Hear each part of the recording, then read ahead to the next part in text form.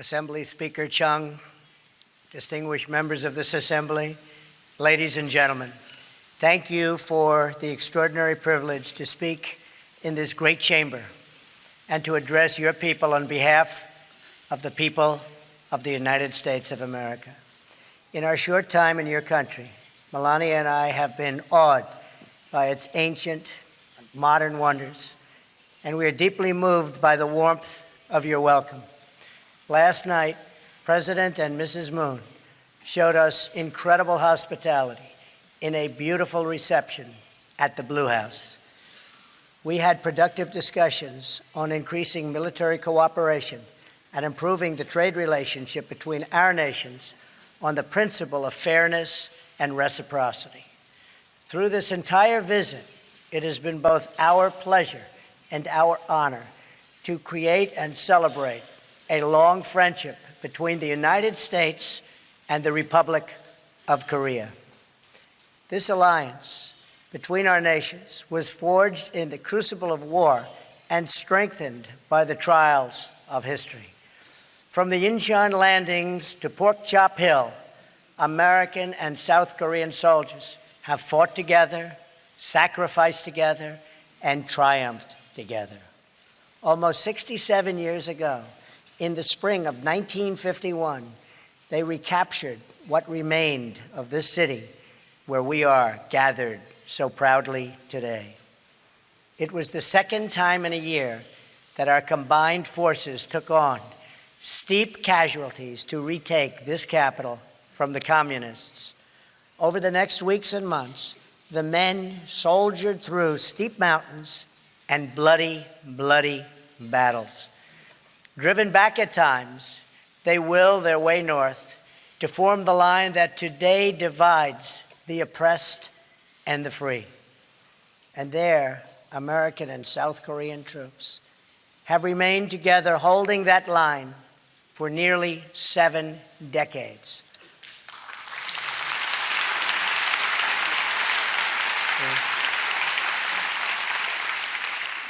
By the time the armistice was signed in 1953, more than 36,000 Americans had died in the Korean War, with more than 100,000 others very badly wounded. They are heroes, and we honor them. We also honor and remember the terrible price the people of your country paid for their freedom. You lost hundreds of thousands of brave soldiers and countless innocent civilians in that gruesome war. Much of this great city of Seoul was reduced to rubble. Large portions of the country were scarred, severely, severely hurt by this horrible war. The economy of this nation was demolished. But as the entire world knows, over the next 2 generations, something miraculous happened on the southern half of this peninsula.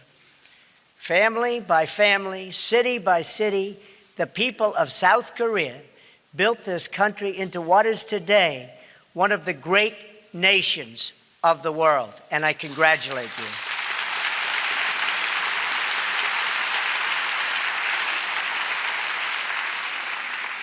In less than 1 lifetime, South Korea climbed from total devastation to among the wealthiest nations on earth. Today, your economy is more than 350 times larger than what it was in 1960. Trade has increased 1,900 times. Life expectancy has risen from just 53 years to more than 82 years today. Like Korea, and since my election exactly 1 year ago today, I celebrate with you.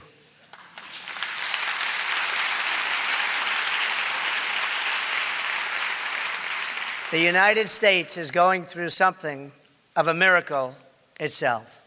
Our stock market is at an all-time high. Unemployment is at a 17-year low. We are defeating ISIS. We are strengthening our judiciary, including a brilliant Supreme Court justice. and on and on and on. Currently stationed in the vicinity of this peninsula are the 3 largest aircraft carriers in the world, loaded to the maximum with magnificent F-35 and F-18 fighter jets. In addition, we have nuclear submarines appropriately positioned. The United States, under my administration, is completely rebuilding its military and is spending hundreds of billions of dollars to the newest and finest military equipment anywhere in the world being built right now. I want peace through strength.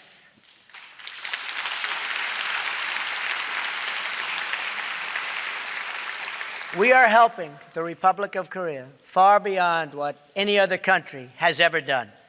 And in the end, we will work things out far better than anybody understands or can even appreciate.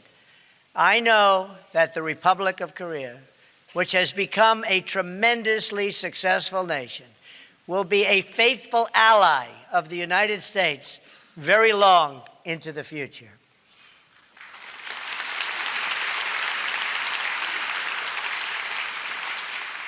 What you have built is truly an inspiration. Your economic transformation was linked to a political one. The proud, sovereign, and independent people of your nation demanded the right to govern themselves. You secured free parliamentary elections in 1988, the same year you hosted your first Olympics. Soon after, you elected your first civilian president in more than 3 decades. And when the republic you won faced financial crisis, you lined up by the millions to give your most prized possessions, your wedding rings, heirlooms, and gold luck keys, to restore the promise of a better future for your children.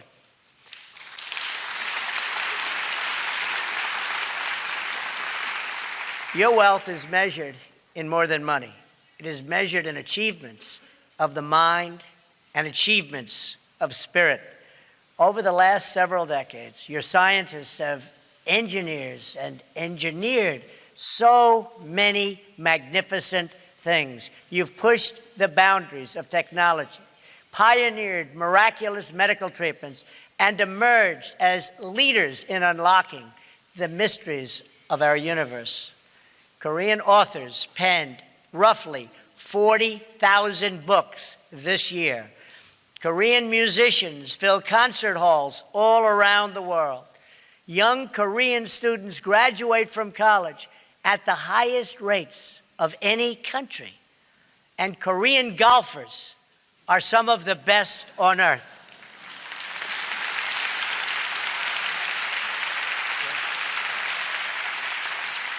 In fact, and you know what I'm going to say, the Women's U.S. Open was held this year at Trump National Golf Club in Bedminster, New Jersey. And it just happened to be won by a great Korean golfer, Sung Hyun Park. And 8 of the top 10 players were from Korea. And the top 4 golfers, 1, 2, 3, 4, the top 4 were from Korea. Congratulations. Congratulations. And that's something. That is really something. Here in Seoul, architectural wonders like the 63 building and the Lotte World Tower, very beautiful, grace the sky and house the workers of many growing industries. Your citizens now help to feed the hungry, fight terrorism, and solve problems all over the world. And in a few months, you will host the world, and you will do a magnificent job at the 23rd Olympic Winter Games. Good luck. The Korean miracle extends exactly as far as the armies of free nations advanced in 1953, 25 miles to the north. There it stops. It all comes to an end. Dead stop. The flourishing ends, and the prison state of North Korea sadly begins. Workers in North Korea labor grueling hours in unbearable conditions for almost no pay. Recently, the entire working population was ordered to work for 70 days straight, or else pay for a day of rest. Families live in homes without plumbing, and fewer than half have electricity. Parents bribe teachers in hopes of saving their sons and daughters from forced labor. More than 1 million North Koreans died of famine in the 1990s, and more continue to die of hunger today. Among children under the age of 5, nearly 30% of afflicted and are afflicted by stunted growth due to malnutrition. And yet, in 2012 and 2013, the regime spent an estimated $200 million, or almost half the money that it allocated to improve living standards for its people, to instead build even more monuments, towers, and statues to glorify its dictators. What remains of the meager harvest of the North Korean economy is distributed according to perceived loyalty to a twisted regime. Far from valuing its people as equal citizens, this cruel dictatorship measures them, scores them, and ranks them based on the most arbitrary indications of their allegiance to the state. Those who score the highest in loyalty may live in the capital city. Those who score the lowest starve. A small infraction by one citizen, such as accidentally staining a picture of the tyrant printed in a discarded newspaper, can wreck the social credit rank of his entire family for many decades. An estimated 100,000 North Koreans suffer in gulags, toiling in forced labor, and enduring torture, starvation, rape, and murder on a constant basis. In one known instance, a 9-year-old boy was imprisoned for 10 years because his grandfather was accused of treason. In another, a student was beaten in school for forgetting a single detail about the life of Kim Jong-un. Soldiers have kidnapped foreigners and forced them to work as language tutors for North Korean spies. In the part of Korea that was a stronghold for Christianity before the war, Christians and other people of faith who were found praying or holding a religious book of any kind are now detained, tortured, and in many cases, even executed. North Korean women are forced to abort babies that are considered ethnically inferior. And if these babies are born, the newborns are murdered. One woman's baby, born to a Chinese father, was taken away in a bucket. The guard said it did not deserve to live because it was impure. So why would China feel an obligation to help North Korea? The horror of life in North Korea is so complete that citizens pay bribes to government officials to have themselves exported aboard as slaves. They would rather be slaves than live in North Korea. To attempt to flee is a crime punishable by death. One person who escaped remarked, "When I think about it now, I was not a human being. I was more like an animal. Only after leaving North Korea did I realize what life was supposed to be." And so, on this peninsula, we have watched the results of a tragic experiment in a laboratory of history. It is a tale of one people, but two Koreas. One Korea in which the people took control of their lives and their country and chose a future of freedom and justice, of civilization and incredible achievement.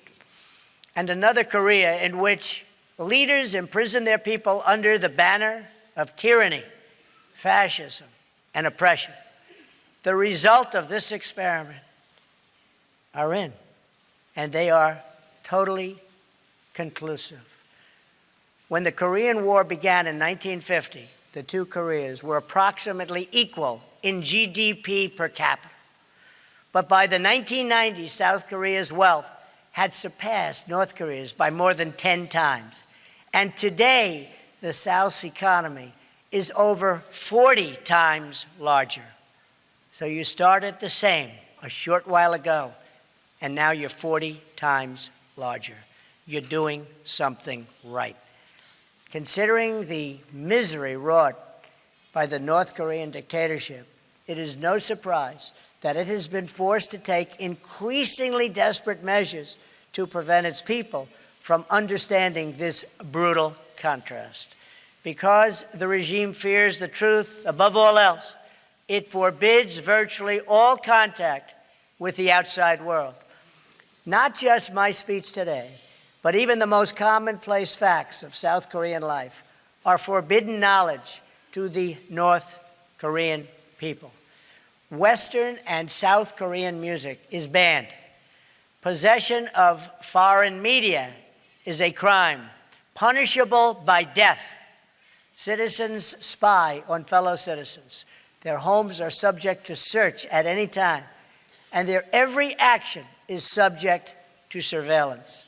In place of a vibrant society, the people of North Korea are bombarded by state propaganda practically every waking hour of the day. North Korea is a country ruled as a cult.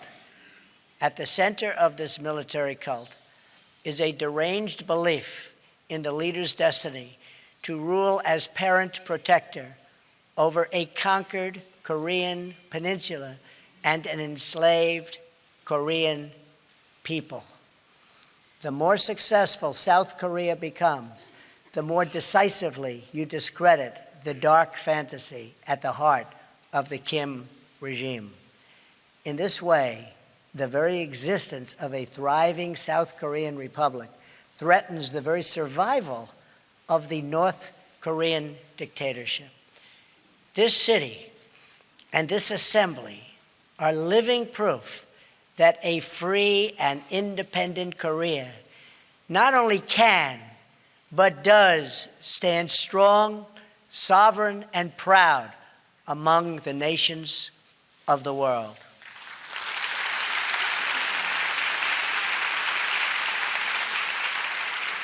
Here, the strength of the nation does not come from the false glory of a tyrant.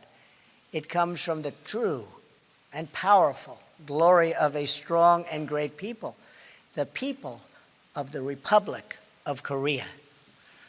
A Korean people who are free to live, to flourish, to worship, to love, to build, and to grow their own destiny. In this republic, the people have done what no dictator ever could. You took, with the help of the United States, responsibility for yourselves and ownership of your future. You had a dream, a Korean dream, and you built that dream into a great reality. In so doing, you performed the miracle on the Han that we see all around us, from the stunning skyline of Seoul to the plains and peaks of this beautiful landscape. You have done it freely. You have done it happily. And you have done it in your own very beautiful way. This reality, this wonderful place, your success, is the greatest cause of anxiety, alarm, and even panic to the North Korean regime. That is why the Kim regime seeks conflict abroad to distract from total failure that they suffer at home. Since the so-called armistice, there have been hundreds of North Korean attacks on Americans and South Koreans. These attacks have included the capture and torture of the brave American soldiers of the USS Pueblo, repeated assaults on American helicopters, and the 1969 drowning of a U.S. surveillance plane that killed 31 American servicemen. The regime has made numerous lethal incursions in South Korea, attempted to assassinate senior leaders, attacked South Korean ships, and tortured Otto Warmbier, ultimately leading to that fine young man's death. All the while, the regime has pursued nuclear weapons with the deluded hope that it could blackmail its way to the ultimate objective. And that objective, we are not going to let it have. We are not going to let it have. All of Korea is under that spell, divided in half. South Korea will never allow what's going on in North Korea to continue to happen. The North Korean regime has pursued its nuclear and ballistic missile programs in defiance of every assurance, agreement, and commitment it has made to the United States and its allies. It's broken all of those commitments. After promising to freeze its plutonium program in 1994, it repeated the benefits of the deal and then immediately continued its illicit nuclear activities. In 2005, after years of diplomacy, the dictatorship agreed to ultimately abandon its nuclear programs and return to the Treaty on Non-Proliferation. But it never did, and worse, it tested the very weapons it said it was going to give up. In 2009, the United States gave negotiations yet another chance and offered North Korea the open hand of engagement. The regime responded by sinking a South Korean Navy ship, killing 46 Korean sailors. To this day, it continues to launch missiles over the sovereign territory of Japan and all other neighbors, test nuclear devices, and develop ICBMs to threaten the United States itself. The regime has interpreted America's past restraint as weakness. This would be a fatal miscalculation. This is a very different administration than the United States has had in the past. Today, I hope I speak not only for our countries, but for all civilized nations when I say to the North, do not underestimate us and do not try us. We will defend our common security, our shared prosperity, and our sacred liberty. We did not choose to draw here on this peninsula.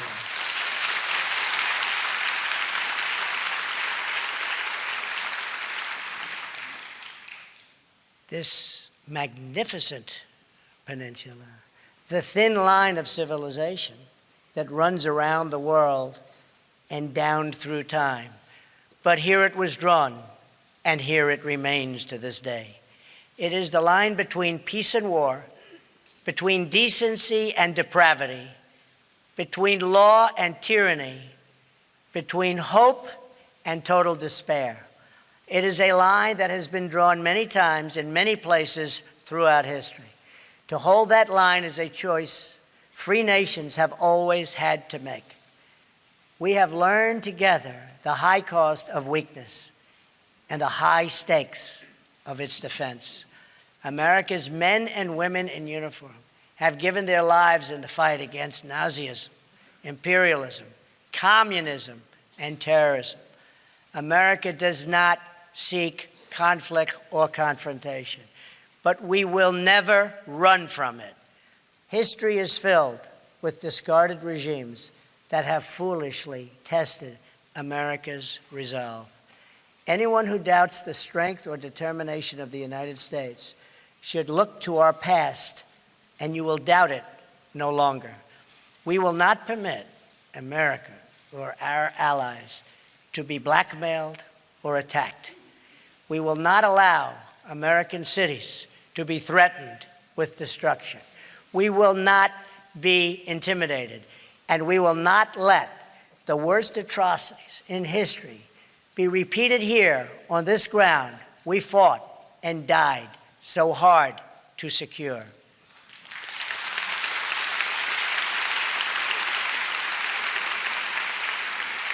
That is why I come here, to the heart of a free and flourishing Korea, with a message for the peace-loving nations of the world. The time for excuses is over. Now is the time for strength. If you want peace, you must stand strong at all times. The world cannot tolerate the menace of a rogue regime that threatens with nuclear devastation. All responsible nations must join forces to isolate the brutal regime of North Korea, to deny it, and any form of it, you cannot support, you cannot supply, you cannot accept. We call on every nation, including China and Russia, to fully implement UN Security Council resolutions, downgrade diplomatic relations with the regime, and sever all ties of trade and technology.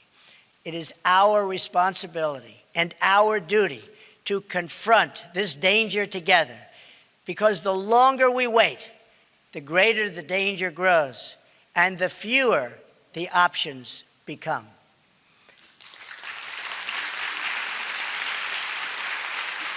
And to those nations that choose to ignore this threat, or worse still, to enable it, the weight of this crisis is on your conscience. I also have come here to this peninsula to deliver a message directly to the leader of the North Korean dictatorship. The weapons you are acquiring are not making you safer. They are putting your regime in grave danger. Every step you take down this dark path increases the peril you face. North Korea is not the paradise your grandfather envisioned. It is a hell that no person deserves. Yet, despite every crime you have committed against God and man, you are ready to offer, and we will do that. We will offer a path to a much better future. It begins with an end to the aggression of your regime, a stop to your development of ballistic missiles, and complete, verifiable, and total denuclearization.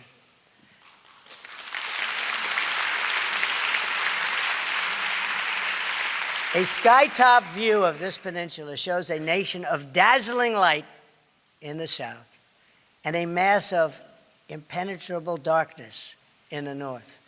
We seek a future of light, prosperity, and peace, but we are only prepared to discuss this brighter path for North Korea if its leaders cease their threats and dismantle their nuclear program.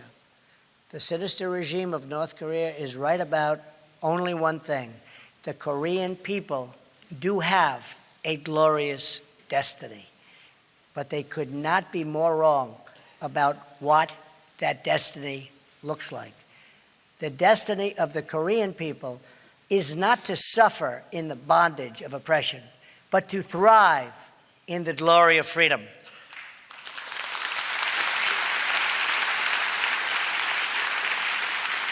What South Koreans have achieved on this peninsula is more than a victory for your nation. It is a victory for every nation that believes in the human spirit. And it is our hope that someday soon, all of your brothers and sisters in the North will be able to enjoy the fullest of life intended by God.